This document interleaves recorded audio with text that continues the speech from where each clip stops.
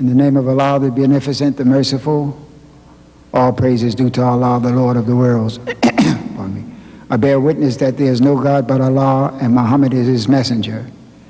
I can never thank Allah for his coming and raising up to us the Honorable Elijah Muhammad, and with a message in English to English-speaking people.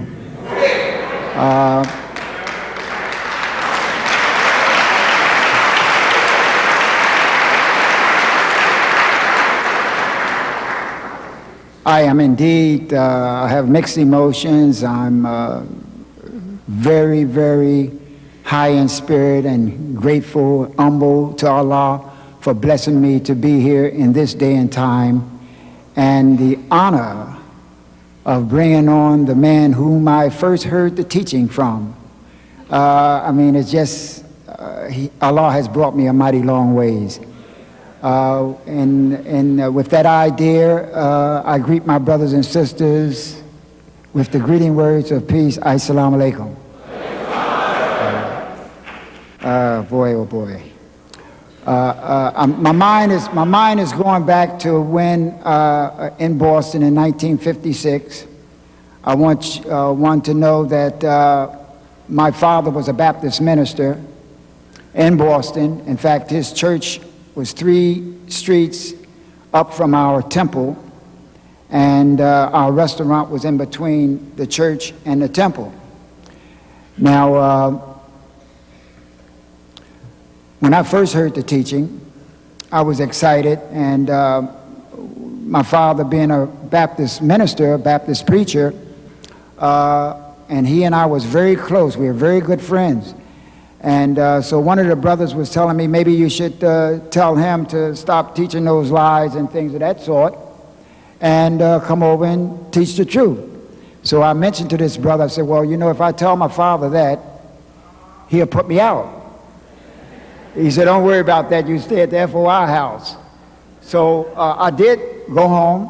I told my father that, mentioned that to him. He said, well, son, you have to go. I want to... And so I went right back to the restaurant, at that time the T&W restaurant, and I mentioned to this brother who happened to have been Jabba at that time, Clarence. And he said, what happened? I said, well, I told you he was going to put me out. So anyway, a couple of days later, the minister walked in the restaurant, and you know how he always walk up to you, Assalamu alaikum, how you doing? And he's reading you all the time, and he detected that something was wrong. And he asked me what was wrong, and I told him what I did. He said, brother, if I were you, I would go back home to my father and apologize. I did just that.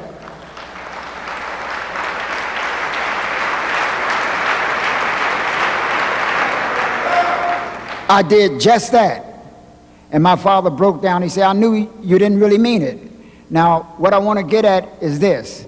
A few months later, I mentioned to the minister, I said, you know, I think I can get my father to come to the temple.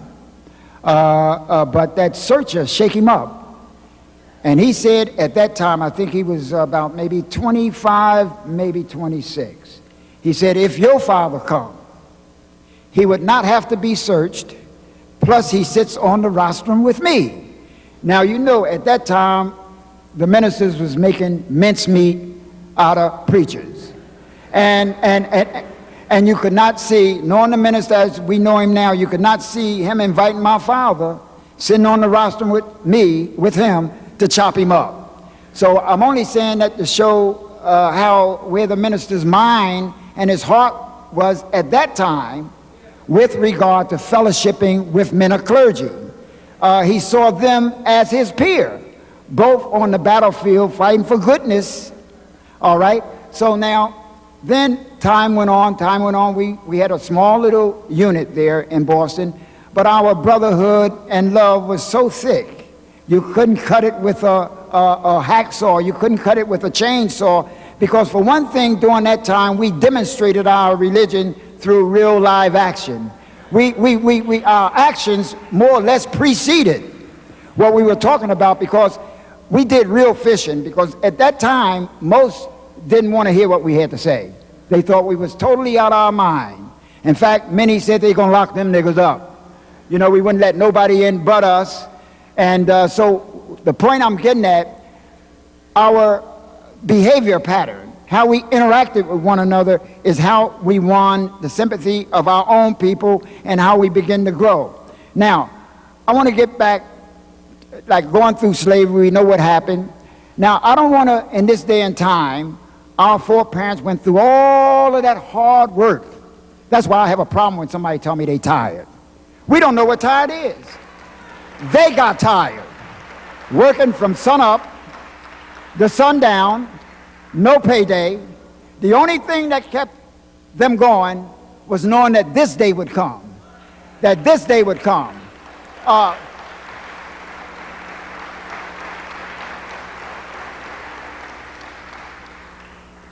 So this day is here, so there's no way I can get tired. On payday, please, give me a break.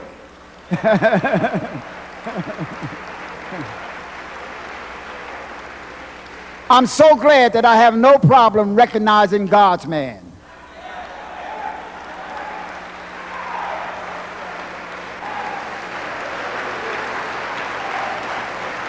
Now, and I want to point out another thing too. When you look at Brother Minister Farrakhan, you know, when you want to make change, innovator don't wait for change. He affect change.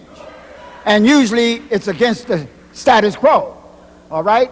Now, the minister, a true, he's a man combining all kinds of good qualities, a learned man who has no equal, the learned man of his age and time who is singular in his learning and in his religion, one who comes from among the people, who can see what is wrong in society, possessing the wisdom necessary to address society's ills and the courage to do so. What a friend we have in Jesus. And I will not prolong the time. I want to bring forth to you the Honorable Minister Louis Farrakhan, a great friend, a great man of God, and I thank you for listening to me, and I thank Allah for Minister Louis Farrakhan.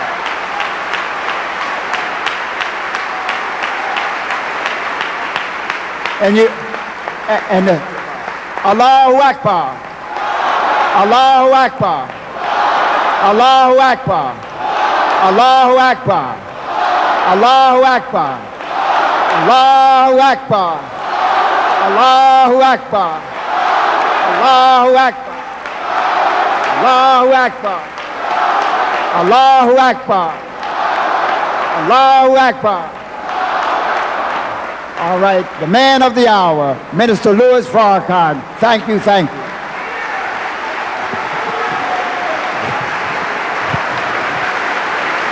Thank you, sir.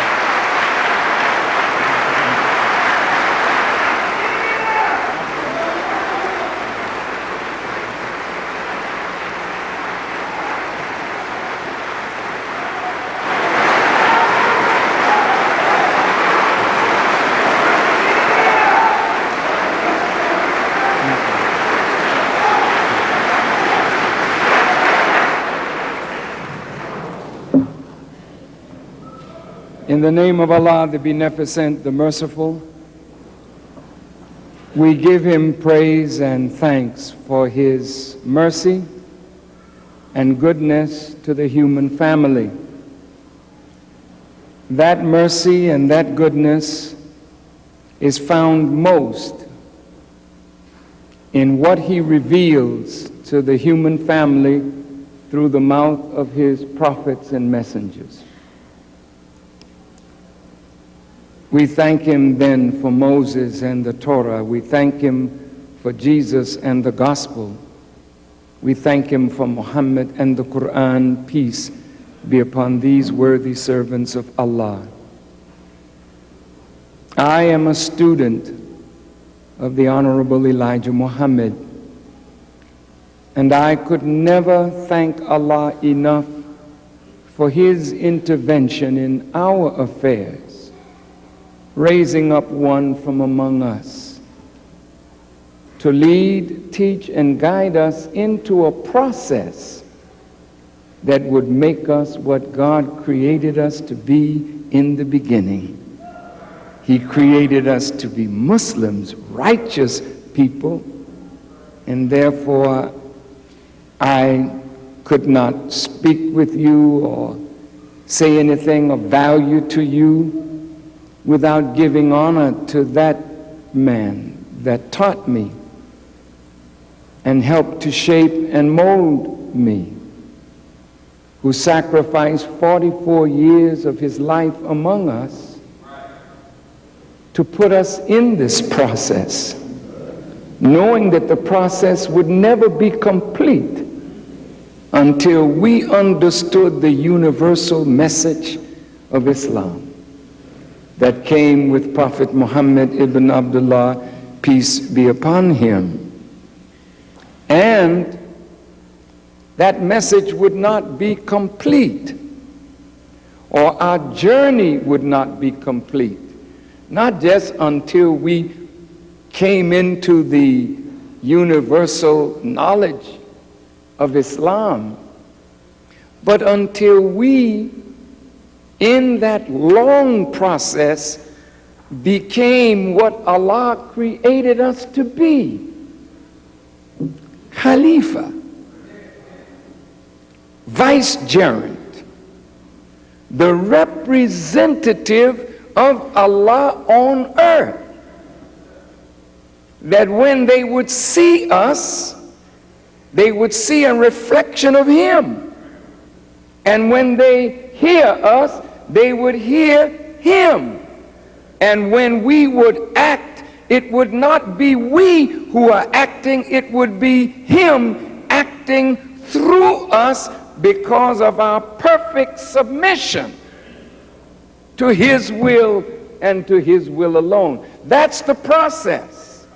We are a long way from Khalifa. But some of us have aborted ourselves on the journey by thinking that we have already arrived. And when you think that you have already arrived, then you reach a plateau of learning. You have not arrived until you and I are one with Allah. That's the journey. That's the journey that we're on. That's the process that we're in. And therefore, we must not abort the journey. I greet all of you with the greeting words of peace. Assalamu alaikum.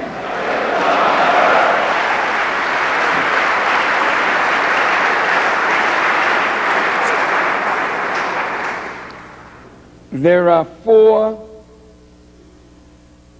major points that I wanted to make with you today, and I thank you all so much for your attendance.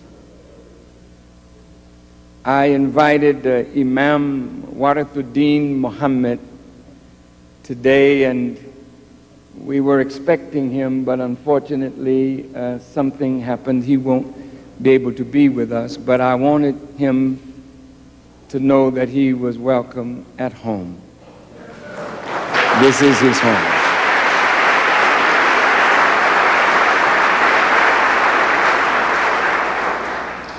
And we invited our great brother Muhammad Ali, and he is on his way.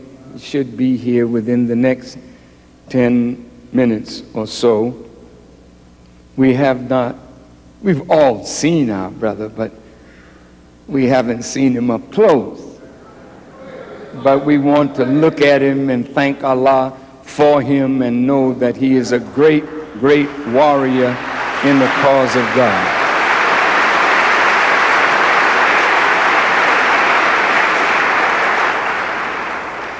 For all of you that are present, I want to thank Brother Minister Akbar Muhammad for his words today.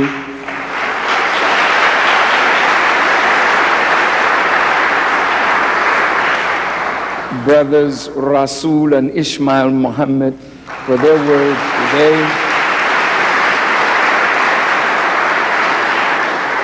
And Brother Charles Sabri, my longtime companion and friend, for your word today. Thank you. All of the wonderful Muslims that are here from the various communities, and all of the Christian pastors and persons of Christianity who are here. We are honored greatly to have you in our midst.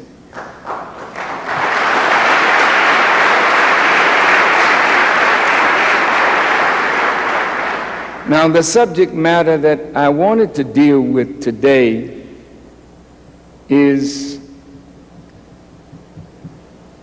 the characteristic that is necessary in leadership in a time of world crisis. No one who is here today listening and watching television and listening to the news or reading the newspapers is not aware that we are definitely in a time of great world crisis. The world leaders that we look to for leadership are actually demonstrating bankruptcy in the qualities of leadership that are necessary in a time of crisis. I thought that today I would like to focus on that. Also, I wanted to talk to us about this journey. In Islam, we call it Hajj or pilgrimage. But Hajj or pilgrimage to Mecca is a sign of a greater journey.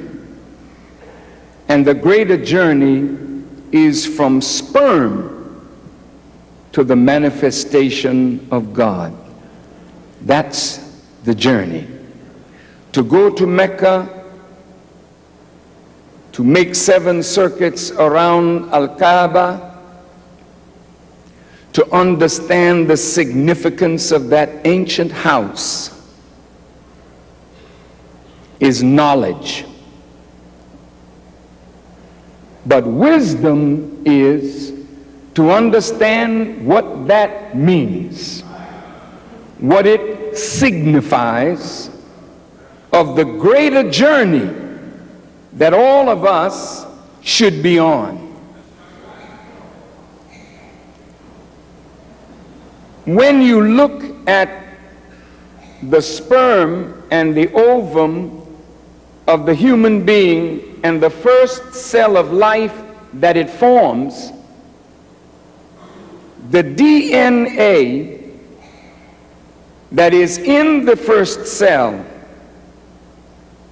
can determine or does determine how tall you will be at full growth. That's a journey. You cannot add 1 cubit to your height after you have reached full growth. But you can add girth. And it is this horizontal growth that represents death if it is not controlled by vertical growth.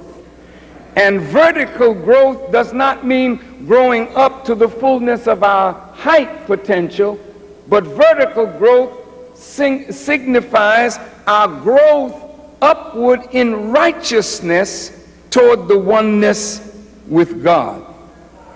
Now, many of us, as we reach maturity, fullness in physical height, we can't grow anymore that way. But the mind is infinite, and that must continue to grow until death overtakes us. And it is our vertical growth in knowledge and wisdom that will control the horizontal growth of man's need for expansion. Growth materially.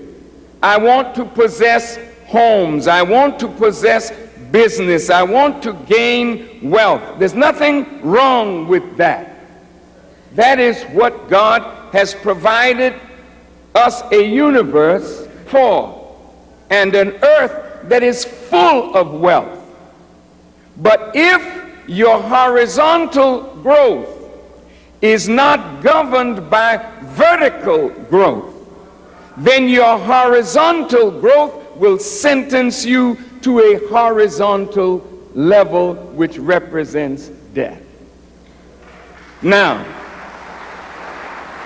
so the journey from sperm mixed with ovum to the manifestation of God in our lives, oneness with God, is a process that every time you reach another stage in your development, you will lose something and you will gain something.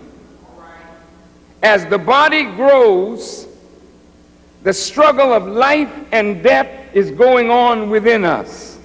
There are cells dying as there are new cells coming to birth. So breaking down and building up is a process that continues until death. What am I saying? The journey toward Allah,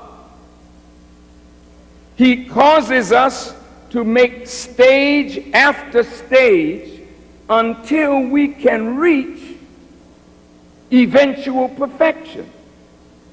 But at every stage of our development, knowledge-wise, spiritual-wise, you may find loss of a friend and the gaining of new ones. At every stage of development in the journey in religion, you will find as you grow and you change with growth, there are some who got so comfortable in the last stage of their growth, they do not wish to grow anymore. So when you grow past where you were, those that are comfortable where you were will condemn where you are.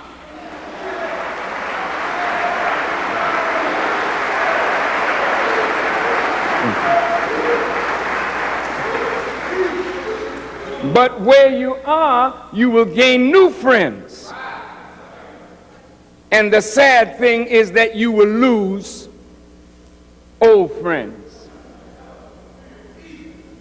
So I believe this is why Jesus said, the race is not to the swift, nor to the strong, but to those who can endure to the end. Now, most of us would like ease.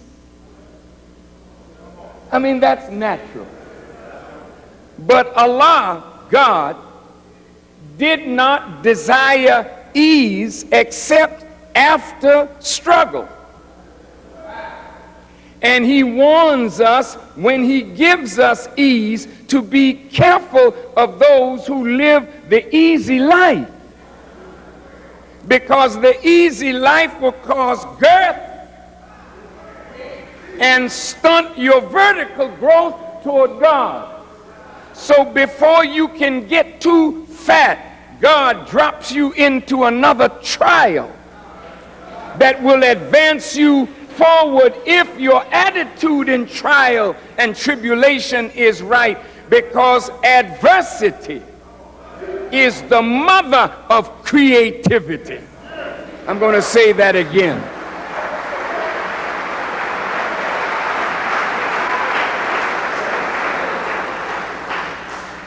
The Quran teaches us that Allah begets not, nor was he begotten. To understand that takes deep wisdom. I don't say that I have it, but I had a teacher. He said, if Allah was not begotten, he then is self-created. Self-created. But his own self-creation was attended by adversity. And every life bears witness to his life. Nothing comes into existence without struggle. Nothing comes into existence without adversity. So when you find yourself surrounded by opposition, adversity, and struggle, don't feel that God is displeased with you. Know that this is preparatory to a new stage in your own growth and development.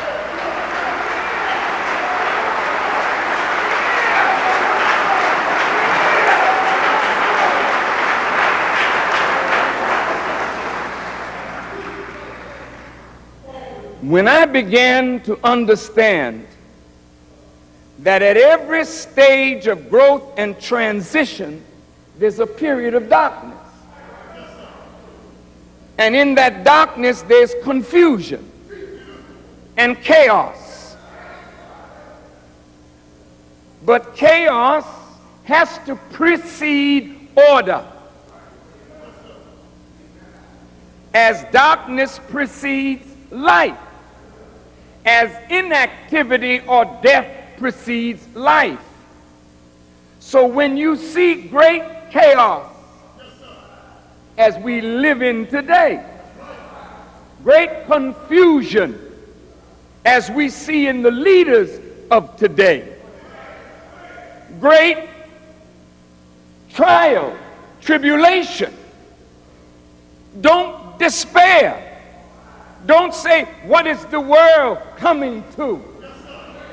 Understand that some part of it is coming to an end, but that end is also representative of a new beginning. The question is, who will make it out of the old into the new?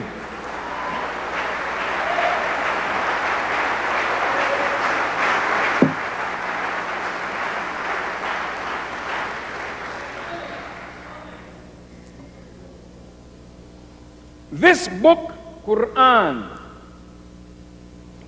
is called Al-Nur, the light. Not a light, the light.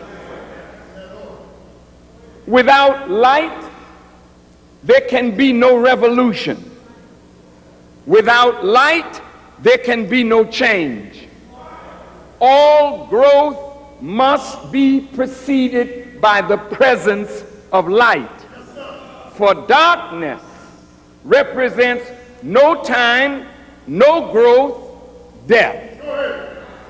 So the Bible teaches a people walked in darkness, gross darkness, the people.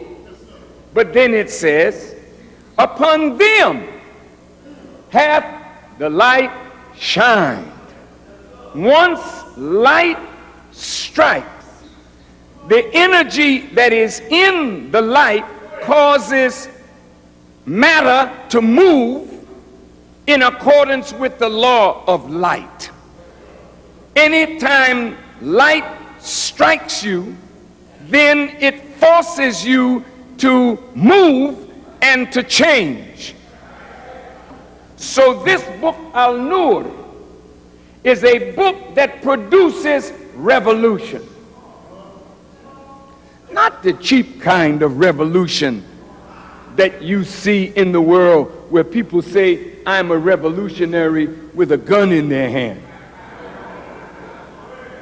Because the revolutionary with a gun in his hand will take down one government only to replace it with the same thing that he is destroying.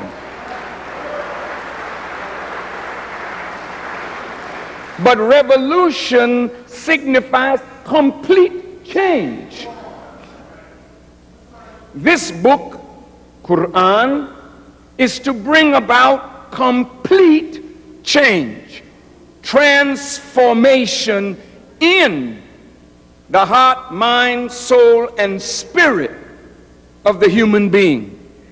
Once this book becomes the light of our lives and the example of the prophet becomes the light of our lives.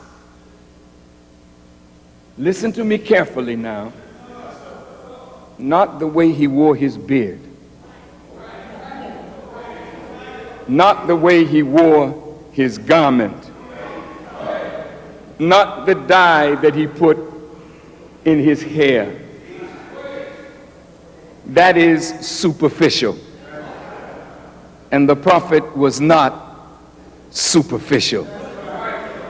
And you cannot represent him, in my humble judgment, in superficiality, where you look at the prophet and if somebody dresses like him, has a beard like him, you say, and he says assalamu alaikum like the prophet, or says his prayers in the manner that the prophet prescribed. All this is good, but that does not yet make you a follower of the prophet.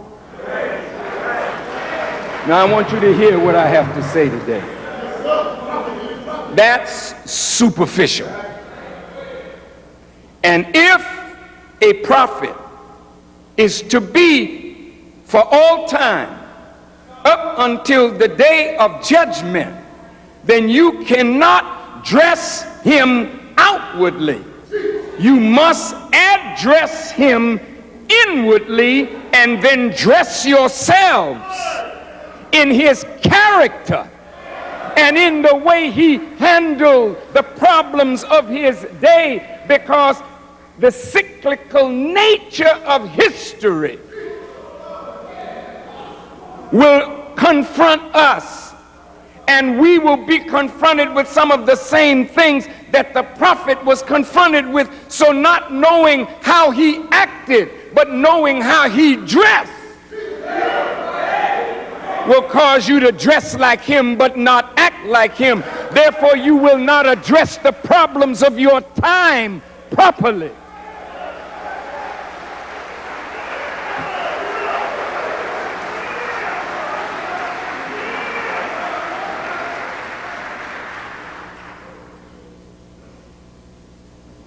We are in a time of great problem, but the solution has already been given. But the Quran says that they in leadership would no longer take this book as their guide. They would put it behind their back. And if the light is behind your back, what is guiding your footsteps? If this book is ancient stories, unworthy of us to study it to find answers to today's problems, then what are you following?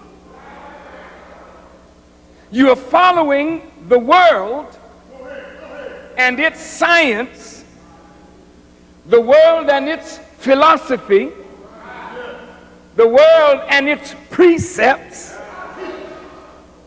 But God, the eternal and the all-wise, we have put him behind our back. And when you put, I think this is my brother, There he is. Excuse me.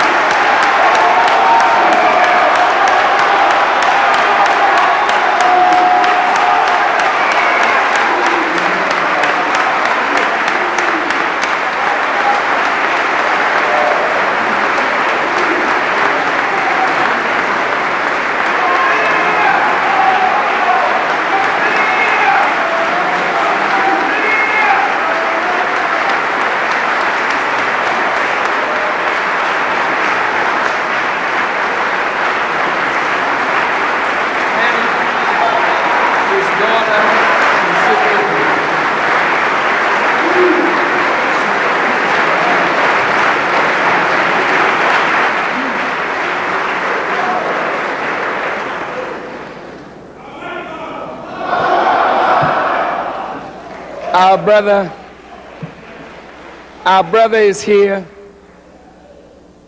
and we are very honored to have Brother Ali with us. I'm only too sad that the Imam is not here, because we have much work to do, much work that we will do, much work that Allah has put on us to do.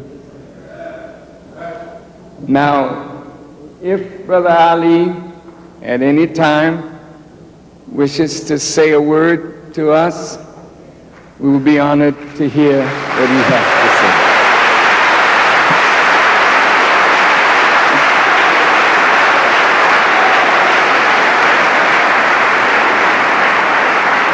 Now, getting back to where I was, if the leaders in the world of Islam have put the light, the Quran, behind their backs, then they are leading their people by the precepts and doctrines of men.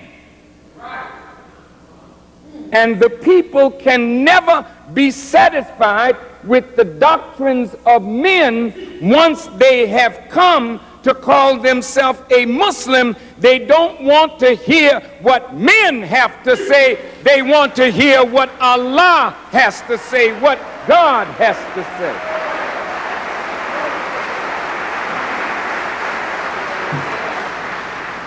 It is the same with Christians. You want to hear what did Christ have to say. Don't bring me to church to tell me what you have to say, because you just got here and you haven't been too good while being here.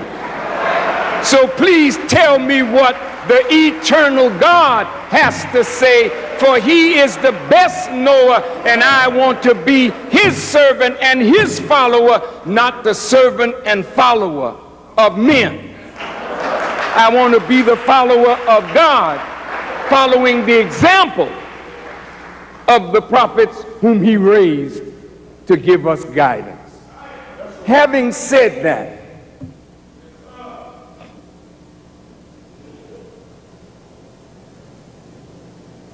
I looked at President Bush in a time of world crisis.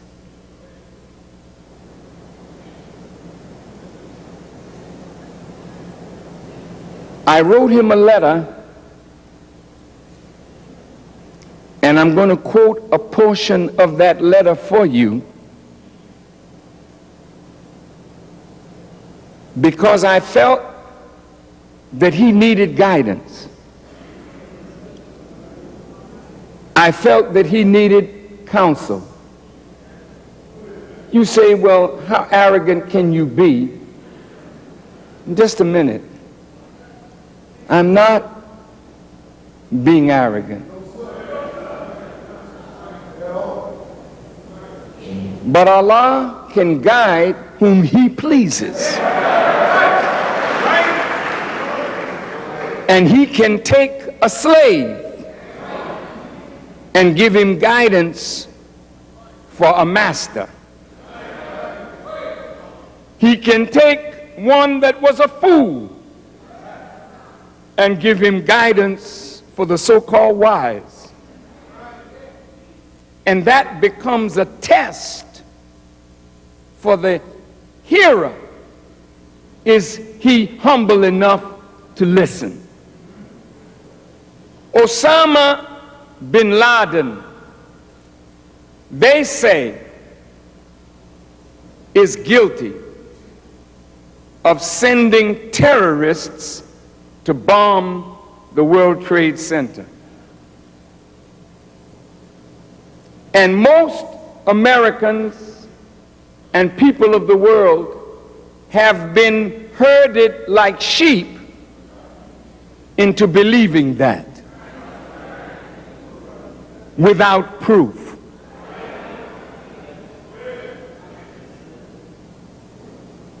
Cynthia McKinney,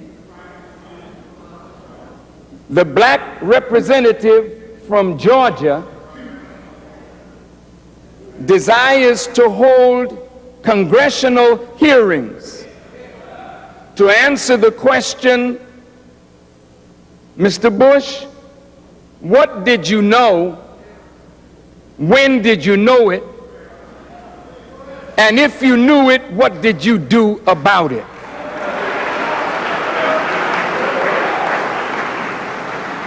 She wants to raise the question to the intelligence community, the CIA, the FBI. What did you know? When did you know it? And if you knew it prior to September the 11th, what did you do? Now here's a black woman from Georgia calling government to account. This is why we are in the midst of America. This is why God allowed John Hawkins to bring our fathers into slavery, because there would be a time when we would have a divine mission.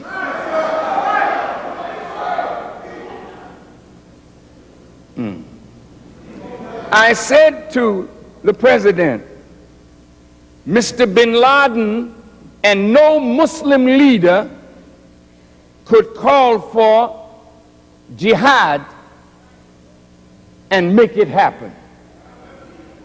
There is no Muslim leader on the earth that has that power of the Khilafah or the Caliph to call for and actually have a holy war. They call for it with their mouths, but there's no answer. I said, but you, President Bush, are in a position of power like no human being has been in since Adam. And if you make the wrong moves, you can bring 1,800,000,000 Muslims into anger against the United States of America. You have that power. You are right to go after those who bombed the World Trade Center. But I said to him, Allah has shown me what is in your mind.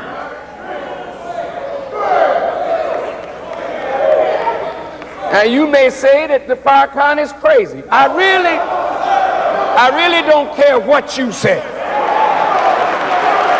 I'm telling you.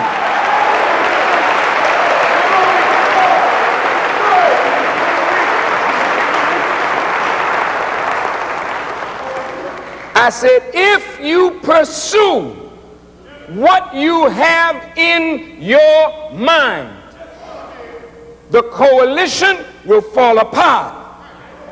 The Muslim world will rise in anger against America, even England will back out on you. And whatever you do, you'll have to do it alone. And you will run into something that you had not counted on. And Armageddon will be on.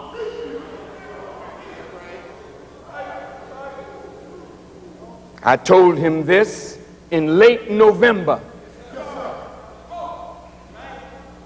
or sometime in December. He never answered.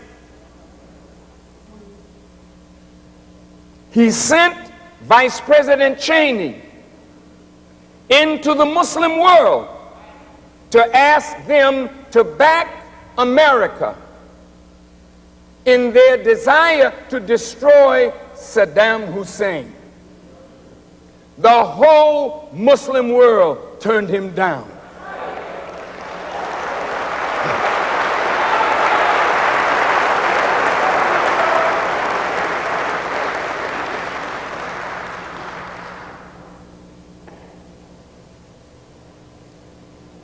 The other day, however,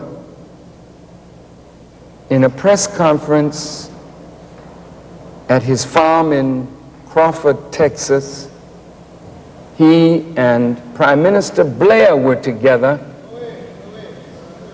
and the president said, quote, "It is the policy of this administration to remove Saddam Hussein from power."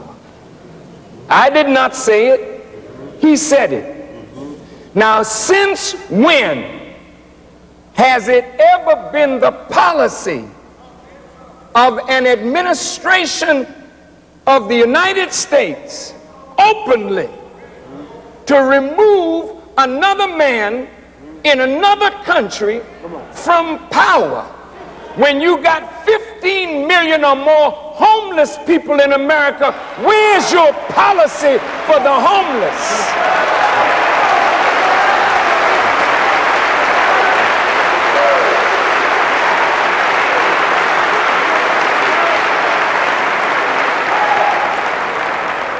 Where's your policy for the weak and the hungry that go to bed every night without adequate food in a land of plenty? Where is your policy to put the American people who are out of jobs to work? Where is your policy to give decent health care to the American people who don't have adequate health care? That's what the American people want to hear.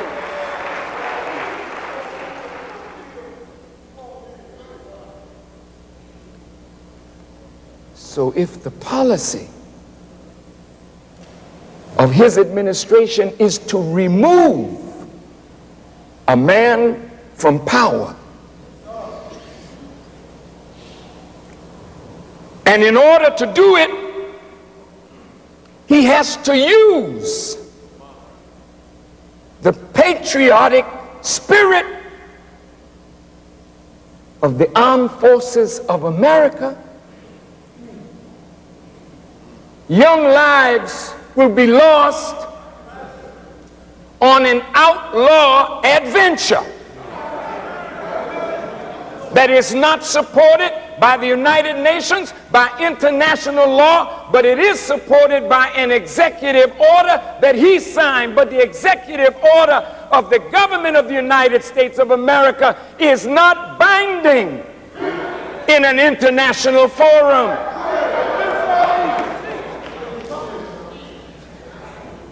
If he does this, he will be a criminal.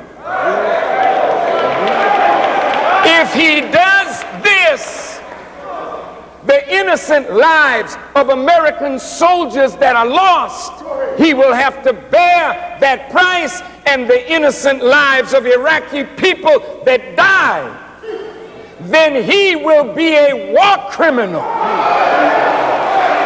But what court will be strong enough to try the President of the United States as a war criminal? Only God and the power of God.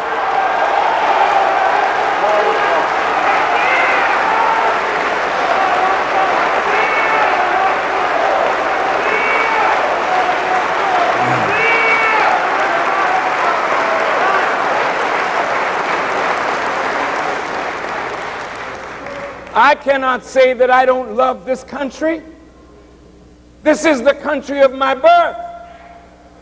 We have suffered here for over 400 years. But still, this is the land of our birth. I can't let the president do what he wants to do when he is supposed to carry out the will of the people. Are we not the people? Well, then what is your will and what is my will? And above all, what is God's will? Now you may say, Farrakhan, if you continue like this, you will lose your life. I say, so what? So what? This is why I chose for my subject today the characteristic of leadership in a time of world crisis.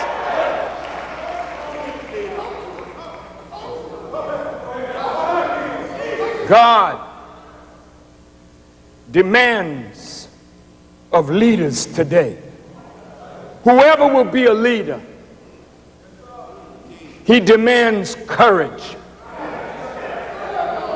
He demands fearlessness.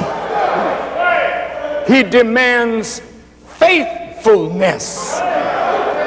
Putting one's complete trust in Allah is what is necessary for leadership to be able to stand up in an hour like this rather than lay down out of fear of a loss of something that you don't even have.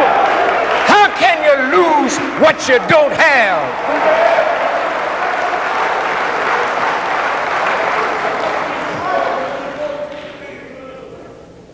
In an hour like this, when there's so much patriotic zeal,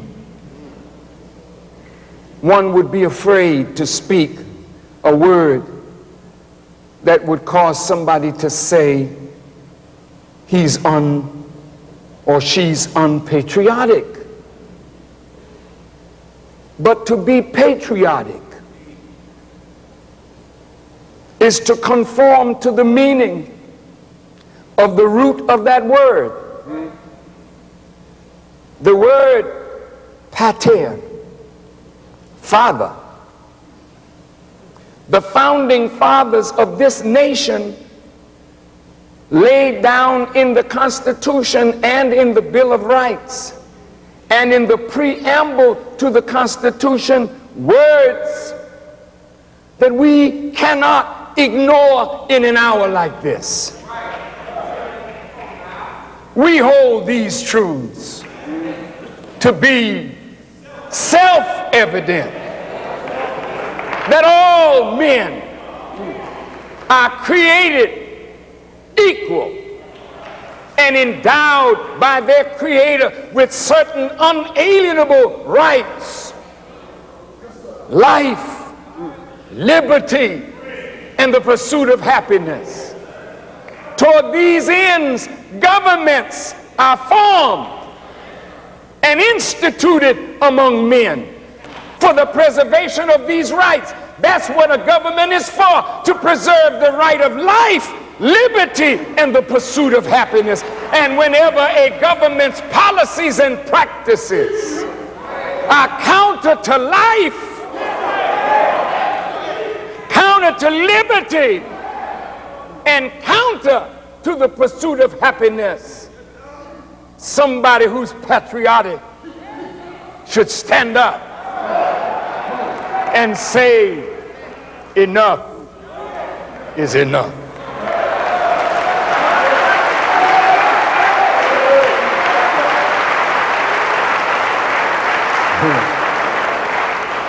But even deeper than this,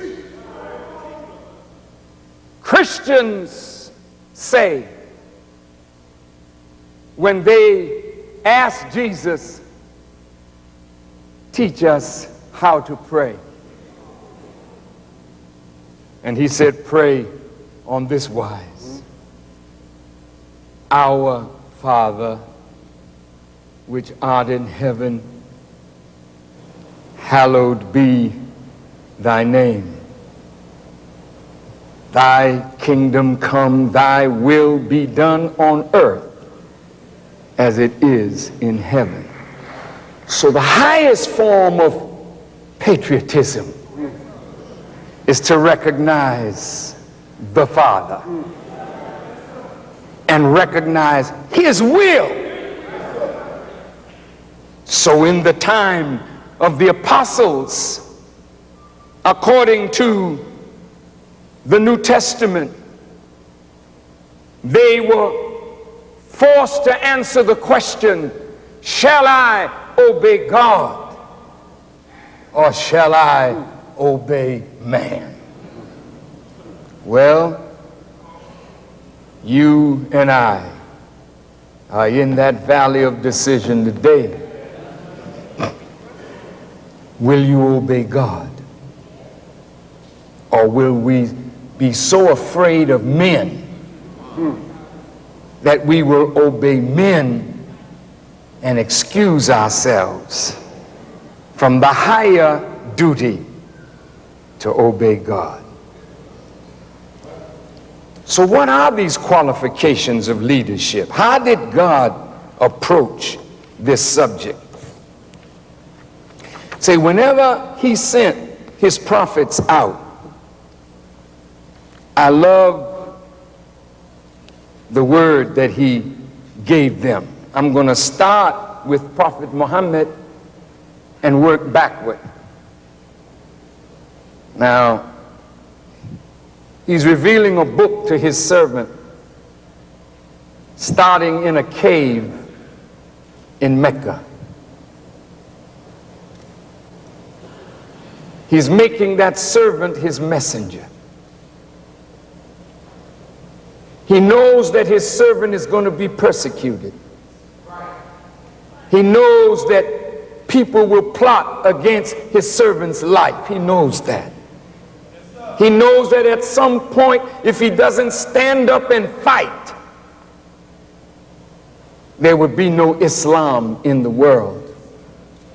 So he says to his servant, O messenger, deliver that which has been revealed to thee from thy Lord. And if thou do it not, thou hast not delivered his message, and Allah will protect thee from men. Surely Allah guides not the disbelieving people. So whenever God gives you a message, there are men who will hate the message and hate you for delivering the message. But you are not to fear men. For Allah says, I will protect thee from men. The question is, do you believe that Allah has the power to protect you from men who plot against you when you stand up in obedience to God? Now look at this. After the death of Moses, it came to pass that the Lord spoke to Joshua, the son of Nun, Moses' assistant, saying, Moses, my servant is dead. Now therefore, arise and go over this Jordan, you and all this people, to the land which I am giving to them, the children of Israel. Then he tells him, no man shall be able to stand before you, Joshua, all the days of your life. As I was with Moses, so I will be with you. Oh, look at this now. He says, I will not leave you, nor forsake you. What do you want me to do, God? Be strong Be strong and be of good courage.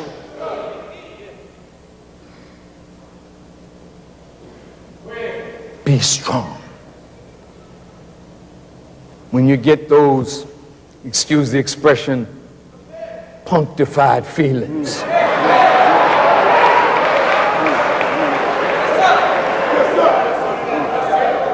little palpitation in the heart, worrying about consequences and not worrying about displeasing God. Remember his words, I will be with you, I will not forsake you, so be strong and be of great courage. Then he says, boy, this is something heavy.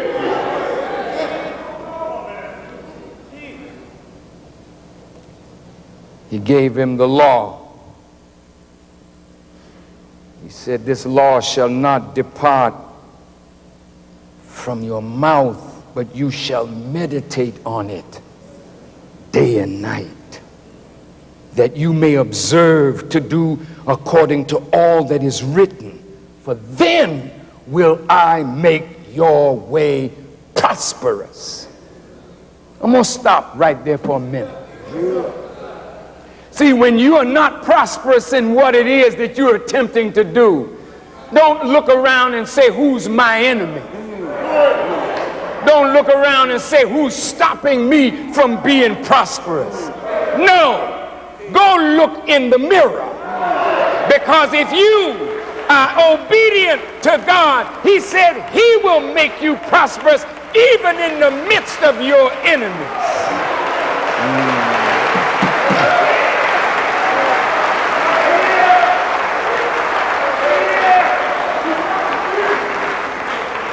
If you take my law and meditate on it day and night and observe and do what I command you, not only will you be prosperous, but you will have good success. Do you want to be a failure? Don't you want success? Then meditate on the law of God night and day, and then do it. The problem with us is we preach it. You got all these damnable preachers who can preach the word, but who will stand up and live what God has said? That's the question.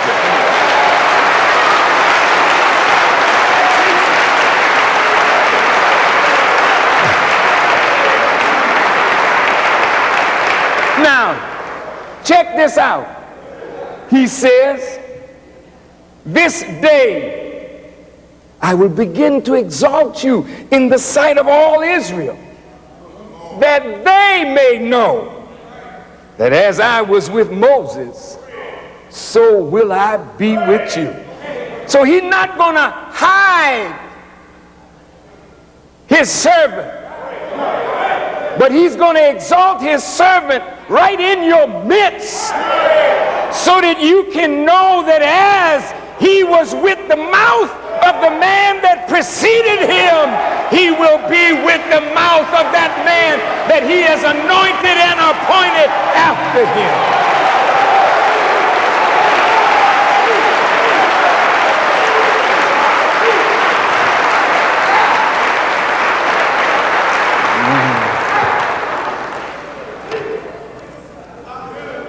Okay. Then he says in the book of Isaiah, fear not, I'm with you. People, in order for you to survive today, you have to have a relationship with Allah that you know. You ain't guessing, you know that he's with you. Not just with the big shot, but he's with the littlest shot in the house if you are with him. He's with you, and you can do great things. You don't have to wait for some big leader. With God on your side, stand up and be the leader yourself.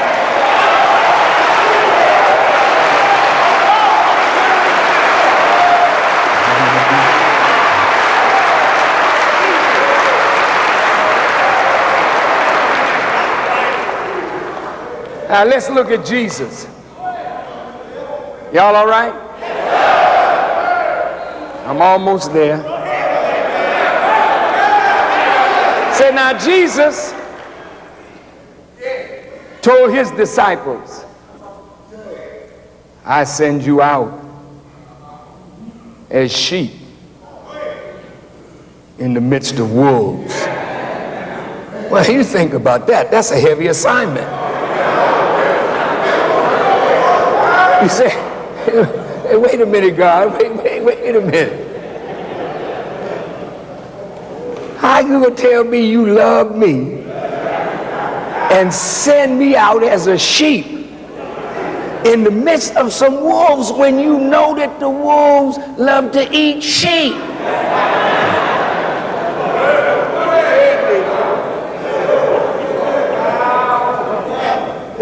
Then he says, but be wise as serpents and harmless as doves.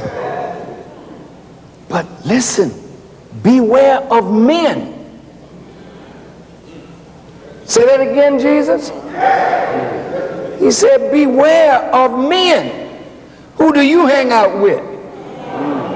I'm sure not homosexuals. You hang out with men.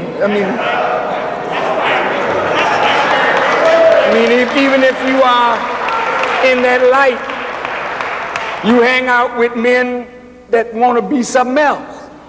Okay. So your enemy is not way out there away from you.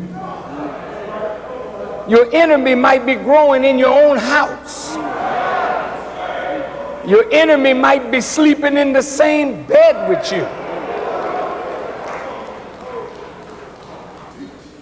So it said, beware of men, for they will deliver you up in councils and scourge you in their synagogues. Synagogues. Synagogues. You will be brought before governors and kings for my sake. But when they deliver you up, do not worry about how or what you should speak, for it will be given to you in that hour what you should speak, for it is not you who speak, but the Spirit of your Father who speaks in you. Now look, let me tell you something, brother. See, I know this scripture is real. When they were threatening me, we ought to bring him before Congress. I said, don't threaten me. Go on and do it. Bring me before the U.S. Congress and see what God, a testimony, will put in my mouth. I don't fear the Congress. I don't fear the president. I don't fear the Supreme Court. There ain't a damn thing on this earth that I'm afraid of. God and God alone is who I should fear. God and God alone.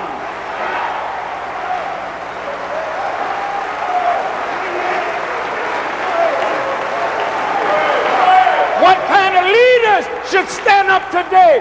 Not no punk. Not no scared to death sissy.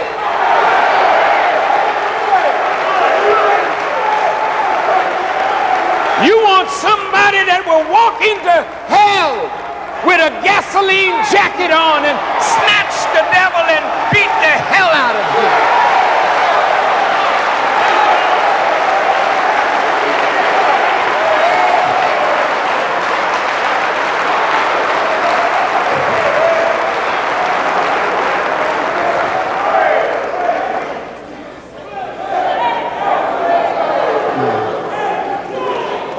Jesus said, don't fear the person that can kill the body, but fear him who has power to kill both body and soul. There are all kind of bodies on the West Bank today. Bodies of men and women and children that are dying at the hands of members of the Israeli Defense Force. They don't want to let the media in to see what they're doing. We're all going to die. Only way you can escape it is you should never have been born. But since you were born,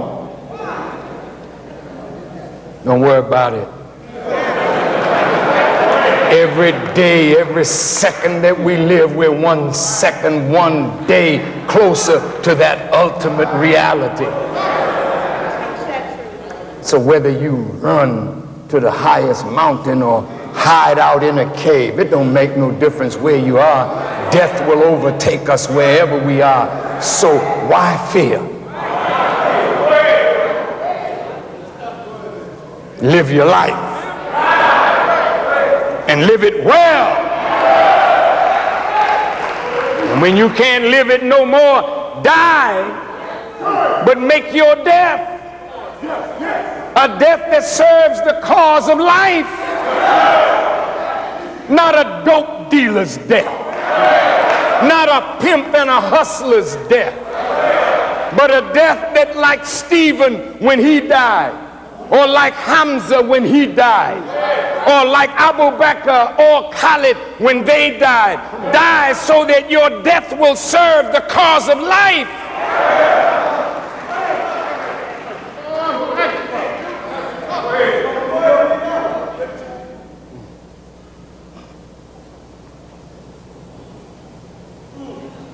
So in an hour like this,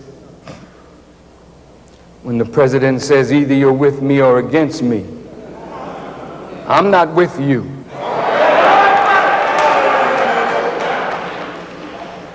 And I'm not against you if you seek to find the culprits and bring them to justice. But if you want to use the war on terror as a cover to destroy Saddam Hussein or Muslims in different parts of the world who refuse to bow down to their leaders who have deviated from the path, then we must be willing to accept death rather than accept life under tyranny and oppression. When you see the tanks rolling into the West Bank, making Yasser Arafat a hostage, living in a room with no water and no heat, no electricity, where the Israelis have to bring him food or else he would starve, and water or else he would die of thirst. And then say, you got to do more to rein in the terrorists. Here's a man that can't flush a toilet. Here's a man that has to ask you to bring him water, but you tell him he got to do more to rein in terrorists. Who the hell do you think you are talking to? You think you are talking to people who can't reason? Arafat cannot stop those young men and women from strapping bombs on themselves. I would like to see those young people live. Their life is precious. But the despair and the hopelessness that they are in is such that they will strap bombs on themselves to make life miserable for the Israelis who have made and continue to make life miserable for them. But we live in a time of treachery now, where your brother will be walking right beside you and you think he's your brother, but he's your enemy.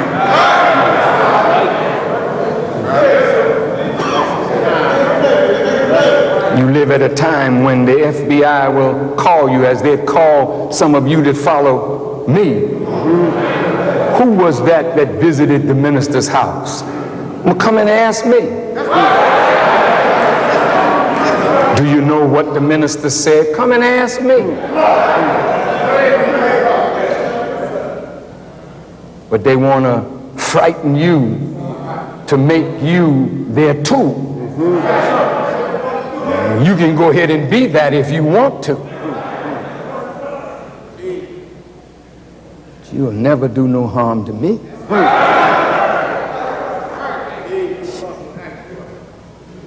You that think you're close to me. Be careful how you think.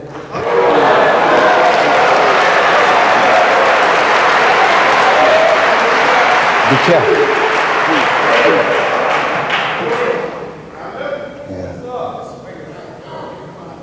When you meet together in your secret councils.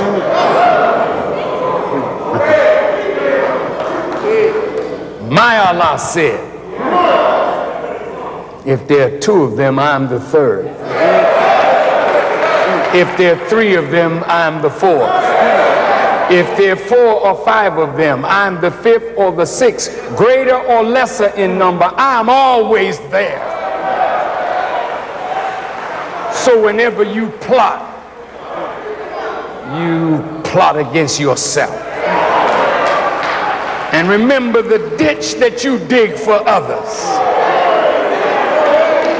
Be careful that you don't fall in the ditch that you have dug for others.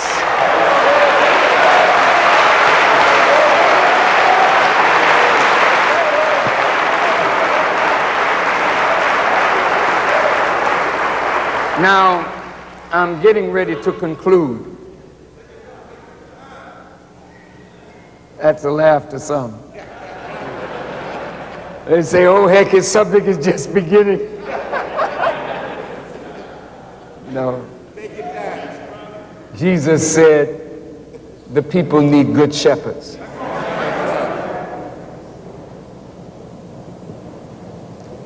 He said all that came before me were thieves and robbers. Then he called some of the leaders hirelings. And I looked that up. Yeah, a hireling is a person who serves for hire, for purely mercenary motives. How much came in the plate today? Not how much did you give of knowledge today to raise them above where they are. Hirelings. So when the wolf comes, that kind of shepherd, he flees because he's a hireling. But the good shepherd will lay down his life for the sheep. I heard Yasser Arafat say, you will not send me into exile. I will die a martyr. Come and kill me then. And his death will mean more to unify Palestinians than his life meant. Jesus said, he who seeks to save his life will lose it. And he who is willing to lose his life for my sake shall gain eternal life. Now I want to say this. when the President of the United States said his policy was to remove Saddam Hussein. That's his policy of his administration. I'm not with that. But not only am I not with that, I'm not going to be in no damn hole somewhere whispering that I'm not with that. And what kind of leader are you? Will you be somewhere hiding in a hole talking about you not with that? Or will you stand up like a man and like a woman in an hour like this? Or will you lay down?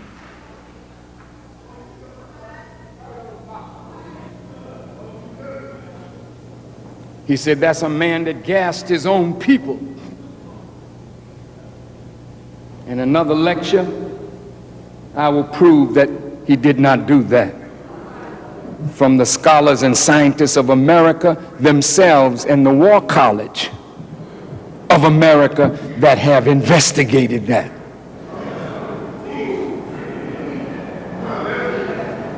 He killed his own people.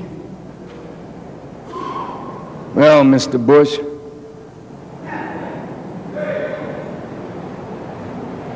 how did all those drugs come into the black community and the money leave the community to buy guns for the Contras in Nicaragua? Did you drug your own people? People been having sex for a long time. What today you call unsafe sex. Since time began, men been having sex, unsafe sex. And they never came up with AIDS. They never came up with herpes. They never came up with these viruses that are killing human beings by the millions today. Is chemical warfare being used on us? Is biological warfare being used on us? There's not a household in America that doesn't have a member in that household that is not involved or affected by crack cocaine. I picked up my newspaper on Saturday morning and I read about a police officer who was part of a dope ring. And he got 5 years. But any black boy or girl caught with a certain amount of crack gets 5 off the top. But here's a police officer that violated his oath and became a dope dealer, a dope ring leader, and he only gets 5 years. See, this unjust madness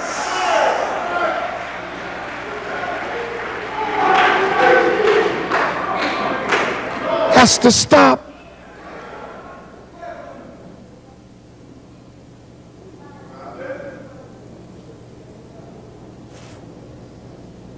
I don't say that I can stop it, the war. But here's a man that's here today, Muhammad Ali. Muhammad Ali was willing to make a sacrifice of his championship, of his fame, of his fortune, to stand up against an unjust war. And Brother Ali said, them Viet Congs ain't never called me nigger. And if you go back and listen to what our brother said, almost single-handedly, he inspired a movement in America against the war. He paid a price for that. But in the end, he's the most popular human being that has ever lived in the last 6,000 years.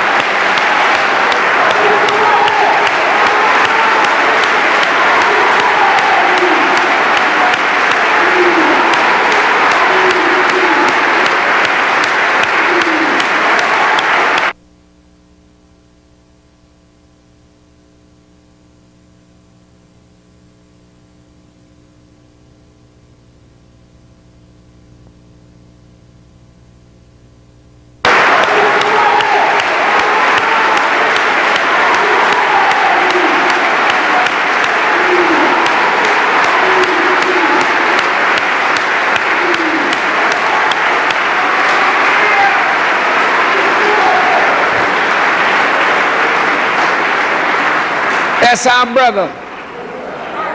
He gave us more joy in the nation of Islam. He made us proud. He took away the grief and the sadness of Malcolm's leaving the nation. Because when one great star went down, another great star came up. I applaud this man as one of the most beautiful hearts that God has seen fit to send into the world. Time and circumstances may wither away the skill in boxing. Time and circumstances may dull the quickness of his speech. Time and circumstances may cause his hand to shake. But time will honor him as one of the greatest men, not only in sports, but the contribution that he's making to Islam as a world religion. Time will give him even more honor than the honor that he's given by his contemporaries. Martin Luther King made a decision to stand against the war, and that decision cost him his life. I have made a decision to be a peacemaker and to stand against unlawful slaughter and murder of innocent human beings here in the United States or elsewhere. Those tanks that you saw in Ramallah, in Nablus, in Jenin, it is what I saw in my mind when I embarked on a Stop the Killing tour and began talking to black men all over this country, because I knew that if you rose up in your ignorance against the power of America simply because you are angry but not wise, the same thing was being planned for you and me. They would ring the black community, cut off the lights, the water, and the gas. And you would see helicopter gunships, and you would see anti-personnel carriers and tanks come in, go right down the street shooting and killing and maiming. And the press won't be allowed in to see the slaughter of black people. Let me tell you something, black man and woman. The prophets did not lie when they saw blood up to the horse's bridle. That's not just over there. That's here. And if you don't try to stop it over there, then the same thing you see over there will be at your doorstep. So I'm going over there.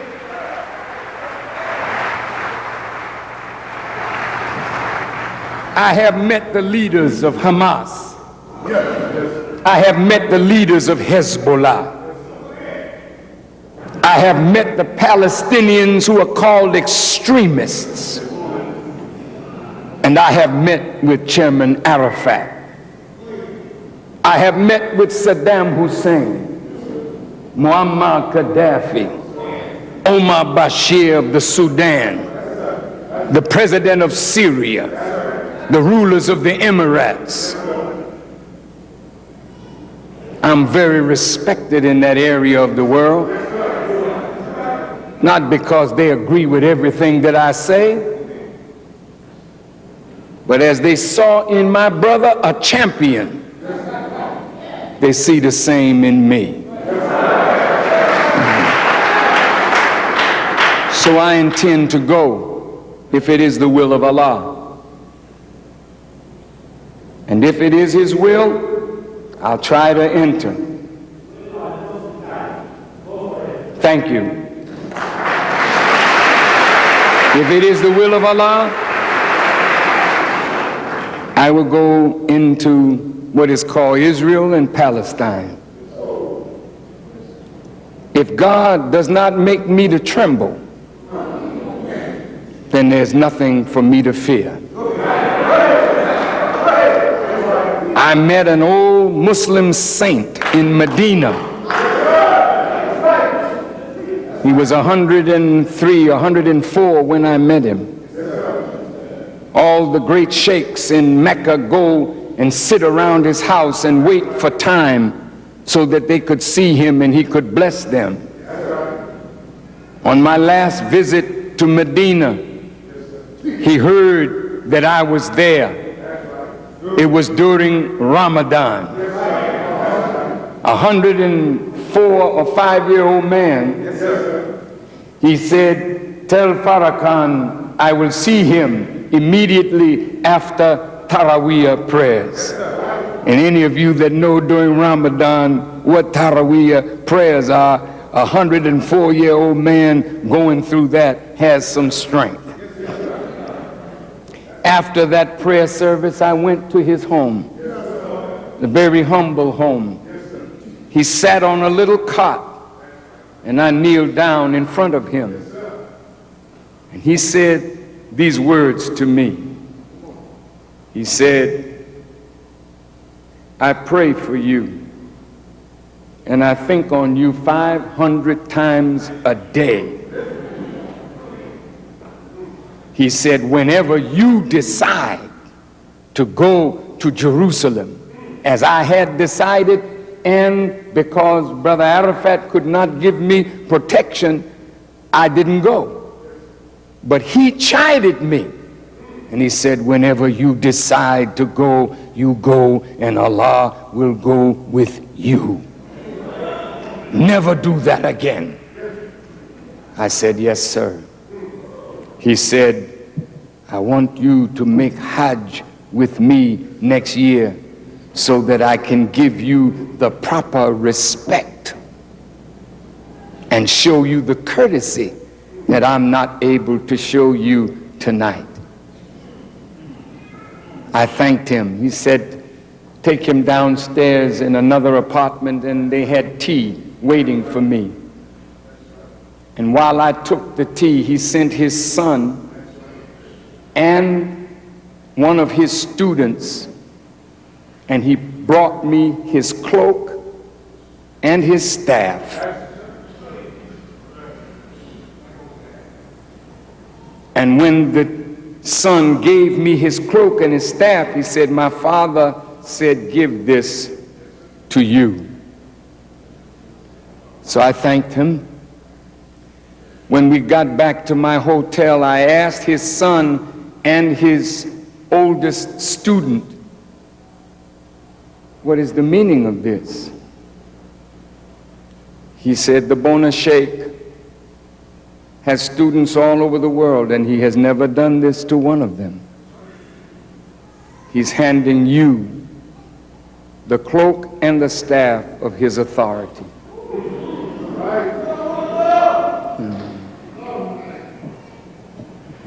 And you may say, that's false or phony. I don't seek honor. I don't care nothing for it, because I know it belongs to Allah. I'm not before you because I'm seeking some kind of self-aggrandizement. I was born, I will die. I soon will be 70 years of age. No need applause. I thank Allah. He kept me alive because I yet have work to do.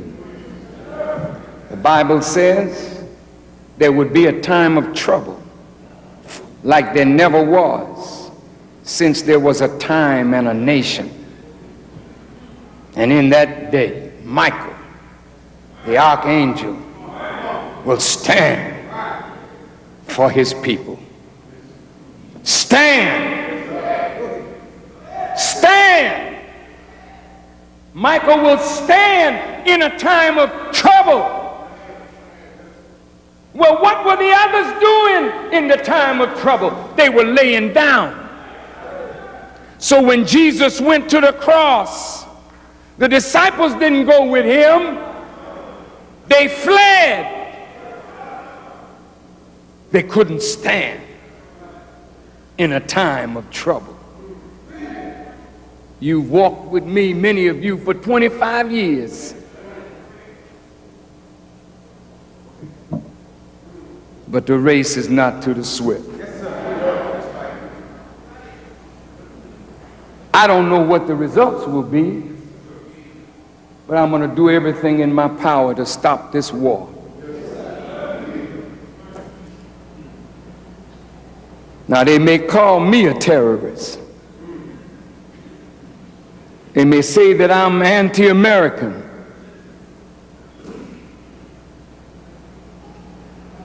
They may freeze bank accounts. It's all right. The money got your face on it. You can have every damn thing that I got. It's just me that you can't have. I don't belong to you.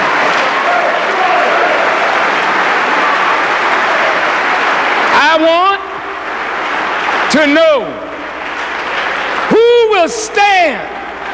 Oh, no, I don't mean no damn hands. Because time is going to tell who will and who won't.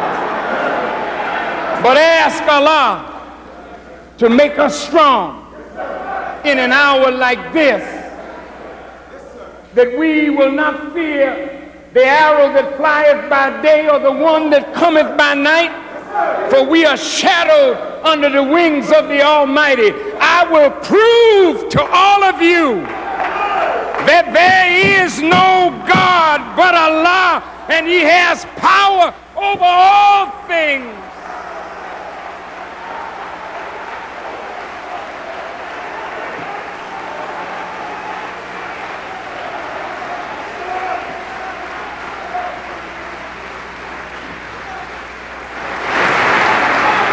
So I thank you for listening. Part 2 will be Wednesday night.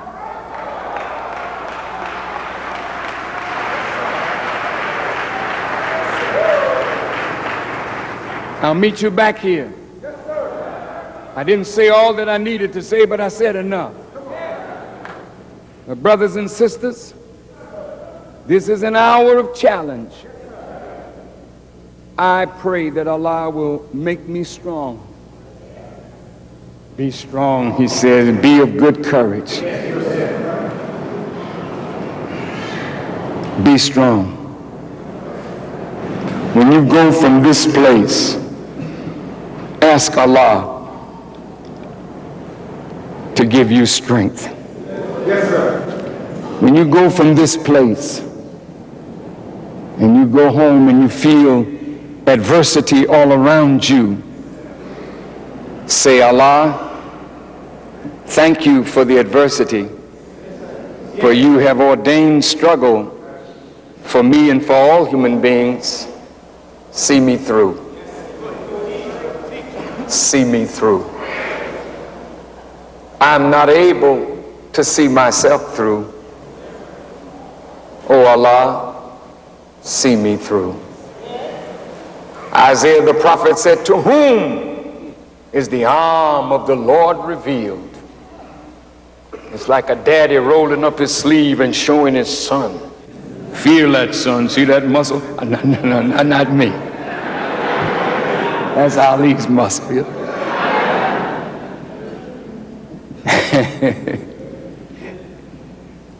But when you have seen the power of God, when he has brought you through what he has brought every one of us through, because every one of us that got here today, somebody brought you through.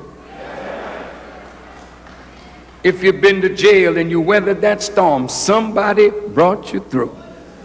If you've seen opposition that came against you and death at your door and you escaped, somebody brought you through.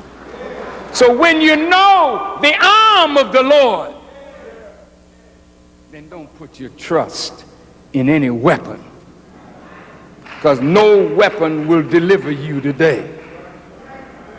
And to my dear brothers and sisters who may be angry with me because you think I should say to black people, come out of America. Don't be angry with me. Come out of her, it says. Come out of her, Babylon. Babylon does not mean leave America physically. Babylon means come out of the grip of a Babylonish system that has gripped you mentally, morally, and spiritually. Come out of her, that you be not partakers of her sins and her plagues. It don't mean find another place on the earth to run to. Where you going to run? Do you think there's peace in Africa? Go there then. You think there's peace in Alaska? Go there then. You think there's peace in Israel? Go there then. Ain't peace nowhere. Not even in Mecca is there peace. Your refuge has to be in God. There is no place to hide. Your hiding place is in him. And if you don't know him, you better get acquainted real fast, because you have no other friend to take us through but Allah, the eternal, the one, the mighty, the wise. We who say that Allah came in the person of Master Farad Muhammad, don't get angry with us. Don't say we are guilty of shirk. Please try to understand that if I come to you when you are down and out, and I offer you a way out of your condition, it was not I. It was God in me that answered a prayer that you asked when you asked for deliverance, and God sent you a man. Then know that it was God who sent him. It was God who offered you deliverance through that man. This is why the Quran says, had you been an angel, I would have sent you an angel. But since you are a man, I send you a man. Now, a man came to North America. That's all I'm saying. That man taught my father, the Honorable Elijah Muhammad. And that man, Elijah Muhammad, taught me. And I now am listened to by scholars from all over the world, and you never taught me. So know that if I shared something with you, then it was not I. It was God. Because he's the only reality. Outside of God, there's nothing. So when you walk, let God walk in you. When you talk, let God speak through you. Let your hands be an instrument of his will, and never deny a man who comes to lift you when you are unable to lift yourself. Farad Muhammad mastered the psychology of the black man's mind and the white man's mind. You didn't know how to raise us. Many of you in your sincerity tried, but Farad Muhammad knew how to reach our minds. Don't deny the good that he did. We can't worship his flesh. He was born and he said he would die. Allah is the eternal, the ever-living. But a man, Muhammad Ali, mastered the ring. He's a man, but the power that was in his hands, the strength of his jab and his hook and his right cross, that power came from God. And that's why he said, I am the greatest.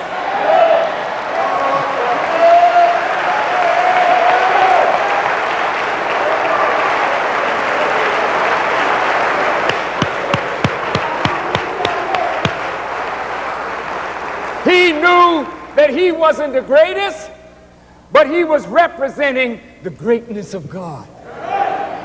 In the ring, I watched Michael Johnson run the quarter mile, 400 meters, broke the 400-meter record, broke the 200-meter record with golden shoes on. People examining his legs and scientists studying how he stands up like this running. But what was it? It was the excellence of God in a human being running. If any of you saw Michael Jordan at the height of his greatness, one of the white basketball players, Larry Bird, said when he saw Michael Jordan, he saw God in a basketball suit. What was he saying? I saw mastery in a man, but that mastery was only a witness of God. A few months ago, I played the Beethoven Violin Concerto. And as I thought on Beethoven, I said, oh, what a master. His body is in the earth. His flesh has rotted from the bones. But Beethoven lives because in his music was the essence of God. Today, there are doctors that have worked on Parkinson's disease. And they can put something in the brain and in here that sends a signal to the brain where the hands won't shake anymore. That's not that man. It's God working in a human to advance humanity. So that's why you say, Alhamdulillah, Rabbil Alameen. All praise for those who discovered heart transplant, stem cell research, cloning. All praise is due to Allah, but he works through men to advance humanity. A man came and he raised up a man. And that man taught Malcolm. And that man taught Ali. And that man taught Warathuddin. And that man taught me. And that man taught thousands. And we have excelled because we met a man in whom was the indwelling spirit of the living God. I close with these words from the Quran. It says to Muhammad, peace be upon him, when they fought, and they fought overwhelming numbers, and they were small in number, and they defeated overwhelming numbers, Allah said to Muhammad, it was not you who slew them. It was I who slew them by your hands. Who then was the actor? The actor was God. And when you are a Muslim and you submit your will to do the will of God, then it should not be you acting, you talking, you walking. It should be God walking in you. And when all humanity has God living in them, then the earth will be a mosque. And there will be no more bloodshed. And then everywhere you look, there will be peace, peace, peace. May Allah bless you all as I greet you in peace. Assalamu alaikum.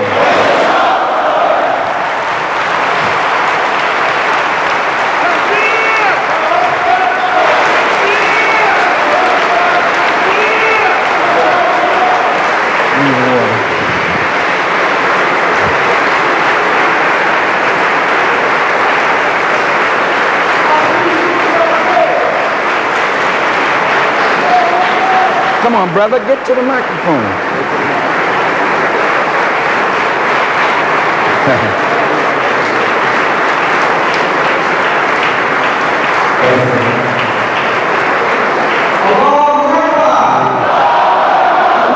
My dear brother, we love you,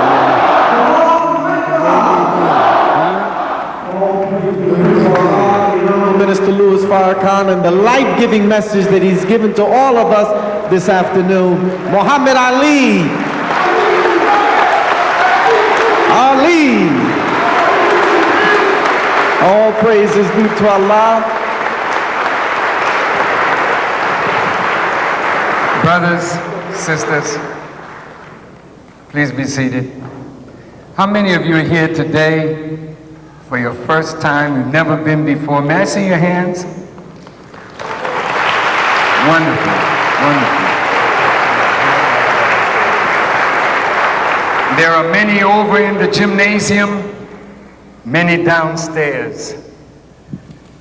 I'd like to ask you that are here and those that are in the gym, those of you who heard what I said, how many of you believe that what I said is true and is good for us as a people? Let me see your hands. Thank you. Thank you, thank you, thank you. Those of you who heard this and would like to accept it and become a part of the world of Islam, which means you want to be what God created you to be, a righteous person.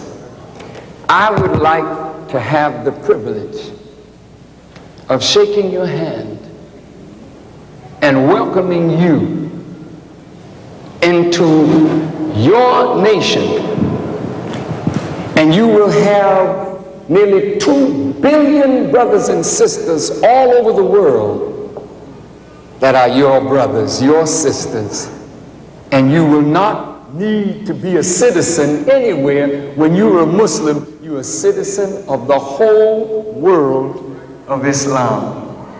Those of you who would like to unite with me and with us, would you raise your hands? Don't be bashful, raise them up high. Thank you. Then, I want you to get up out of your seats, sisters. Come on down and let me shake your hands. Brothers, get up out of your seat. Come on down.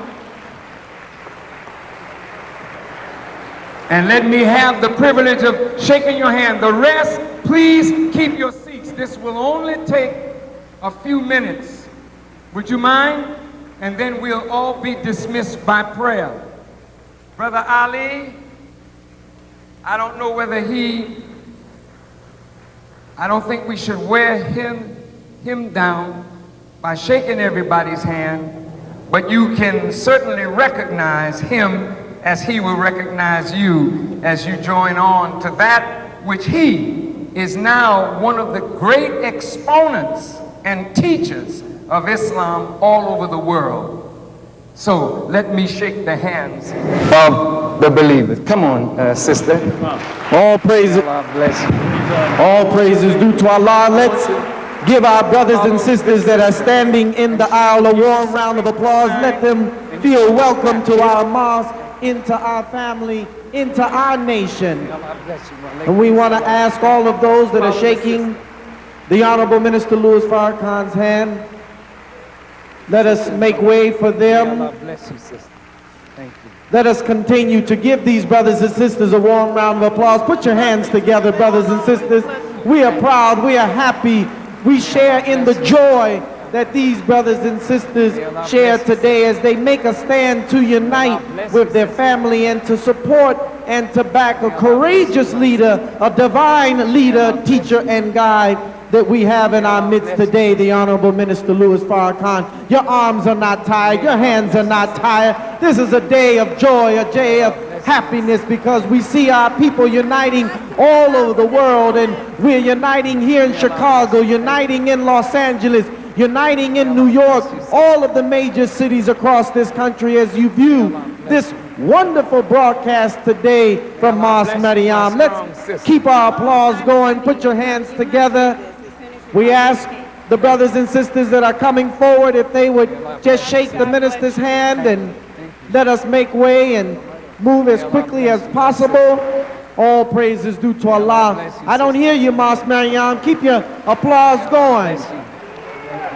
Keep your hands together. Put your hands together and share the joy and happiness that these beautiful sisters are feeling right now in their hearts as they shake the hand of the Honorable Minister Louis Farrakhan and unite with their own. And now our brothers will make their way down the center aisle to shake the hand of our illustrious leader, the Honorable Minister Louis Farrakhan. Where's the brothers that's going to take the brother? Yes, sir. I would like for you to name me. Give me a little time. May Allah bless you. What are you saying? May Allah bless you, sister. All praise is due to Allah. May Allah bless you, my sister. Thank you. May Allah bless you, sister. This is a great day. May Allah This is a bless great day. All praise is due to Allah.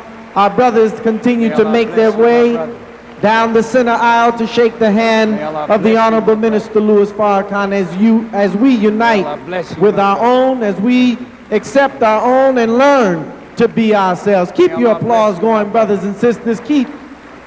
Put your hands together. Show your love. Show your love. All praise is due to Allah.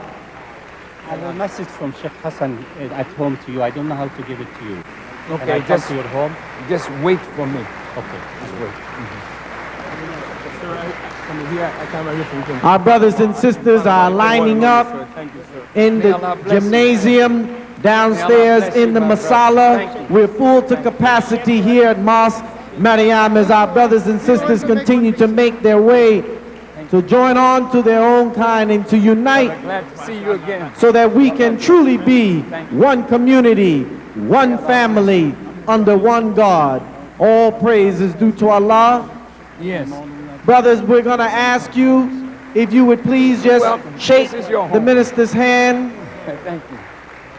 and refrain from asking any questions at this time, and join us this Wednesday night as Minister Farrakhan will return right here at Mosque Maryam to deliver part 2 of this message today. All praise is due to May Allah. Allah bless you, my brother. Please, brothers, if you would just shake his hand and continue. We want to continue to move the aisle. There are several brothers lined up to shake the minister's hand. All praise is due to Allah. May Allah bless you, sir.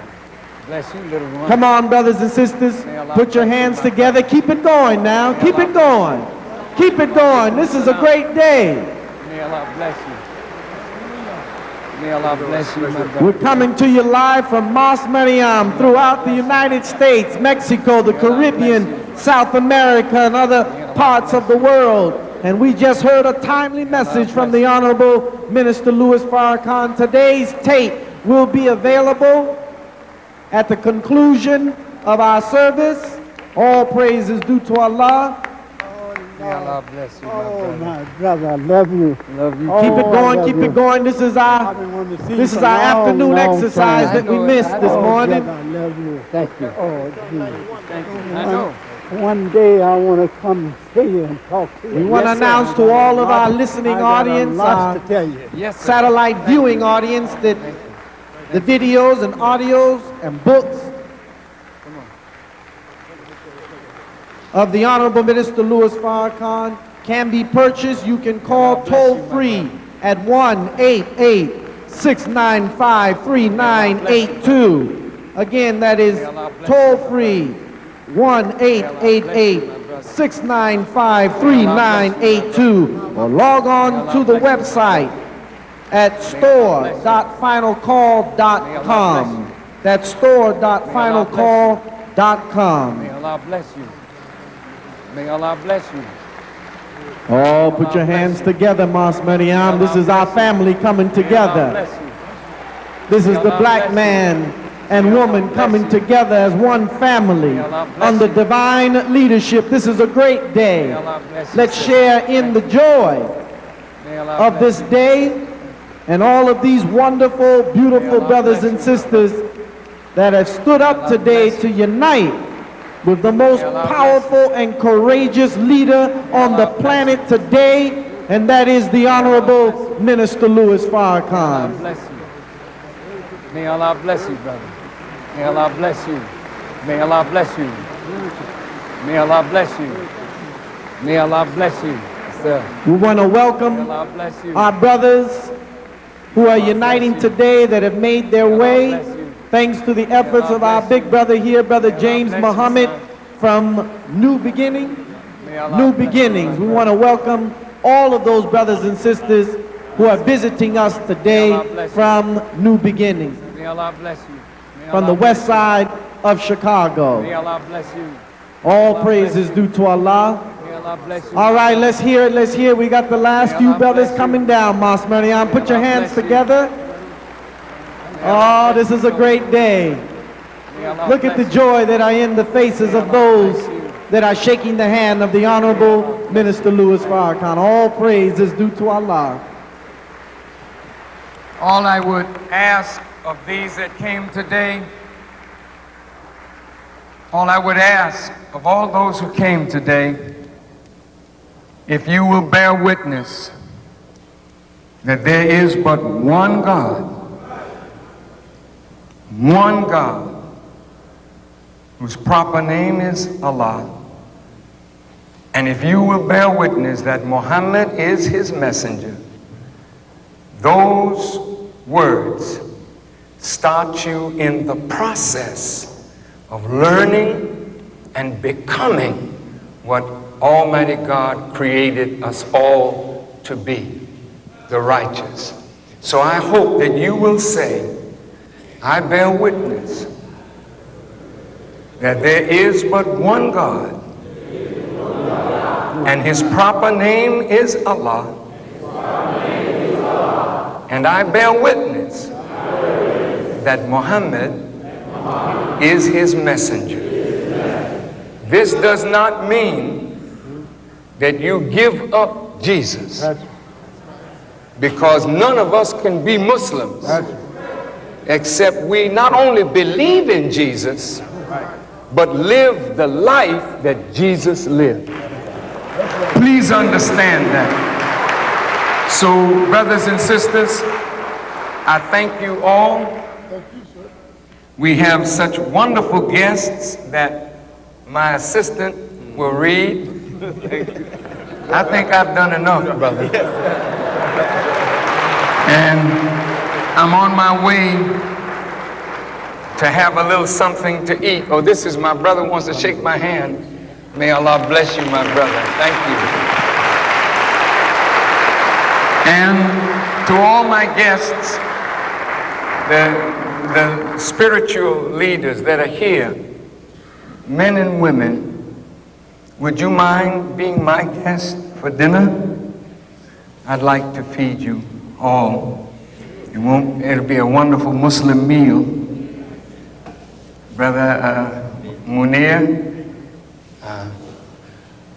Brother George O'Hara, Dr. Alim, Minister James Bevel, my dear brother next to him, all my ministers, brother, please come on to dinner with me and the reverends that are on this side.